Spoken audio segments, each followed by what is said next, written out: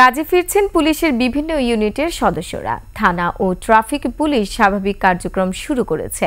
সাধারণ মানুষ থানায় গিয়ে সেবা নিচ্ছেন। বিস্তারিত আহমদ বাবুর প্রতিবেদনে। ৫ আগস্ট শেখ হাসিনার পতনের পর রাজধানী সহ দেশের বিভিন্ন থানায় আগুন দেওয়া সহ হামলায় অনেক পুলিশ সদস্য হতাহত হন। ভয়ে কাজে যোগদানে বিরত ছিলেন পুলিশ সদস্যরা।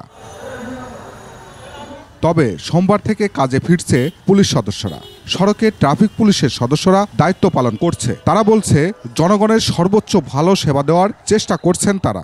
সবাই মিলে সামগ্রিকভাবে কাজ করছি। সবাই আপনারা আমাদের পাশে থাকবেন। সাধারণ পাবলিক আমাদেরকে খুব আন্তরিকতার সাথে গ্রহণ করছে, সেই সময় আমরা ভালোভাবে কাজ করে যাচ্ছি। আমাদের স্বাভাবিক কার্যক্রম চলছে আর কি। চেষ্টা করবো যাতে পরিস্থিতি আরো ভালো হয়, সুন্দর হয়, সেই চেষ্টাই করব। রাজধানীর থানাগুলোতে চলছে স্বাভাবিক কার্যক্রম। বিভিন্ন সেবা নিচ্ছেন নগরবাসী। যথেষ্ট ভালো সেবা হয়েছে এবং কোনো ভোগান্তি না আসছি।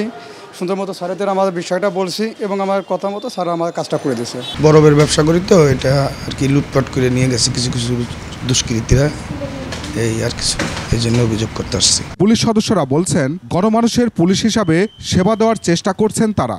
থানা সাধারণ ডায়েরি আমরা সম্পূর্ণ সচল রেখেছি এবং সম্পূর্ণ ফোর্স অফিসার থানায় হাজির আছে। পুরাতন কার্যক্রম যেভাবে ছিল এখন আমরা ওইভাবেই চালাইতেছি। সত্যিকারের যে পুলিশ, মানুষ যেভাবে চায়, এদেশের মানুষ পুলিশের কাছ থেকে যা চায়, সেই মানুষের স্বপ্নের পুলিশ হতে চাচ্ছি।